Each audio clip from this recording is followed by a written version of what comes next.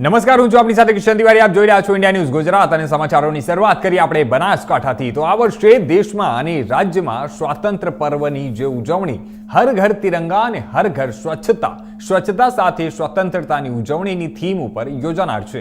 ત્યારે બનાસકાંઠા જિલ્લામાં હર ઘર તિરંગા અભિયાનના સુચારુ આયોજન અન્વયે જિલ્લા કલેક્ટર મિહિર પટેલના અધ્યક્ષ સ્થાને કલેક્ટર કચેરી પાલનપુર ખાતે સંબંધિત અધિકારીઓ સાથે એક બેઠક યોજાઈ હતી.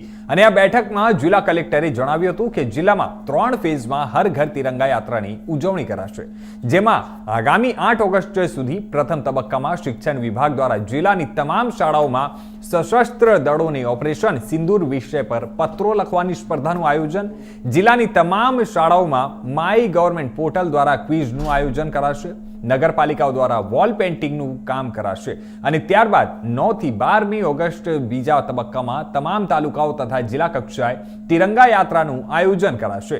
આઇકોનિક સ્થળ નડાબેટ તથા અંબાજી ખાતે પણ ભવ્ય તિરંગા યાત્રા યોજાશે. આગામી 12મી ઓગસ્ટ દરમિયાન પાલનપુર ખાતેથી જિલ્લા કક્ષાની તિરંગા યાત્રા યોજાશે અને આ સાથે જિલ્લા ગ્રામ વિકાસ એજન્સી સહિત તમામ તાલુકાઓ નગરપાલિકાના સહયોગ થકી વિવિધ જગ્યાઓ પર સઘન સફાઈ ઝુંબેશ, હેન્ડ વોશ ડેમો, સ્વચ્છતા શપથ, તિરંગા યાત્રા અને રેલીઓ યોજાશે.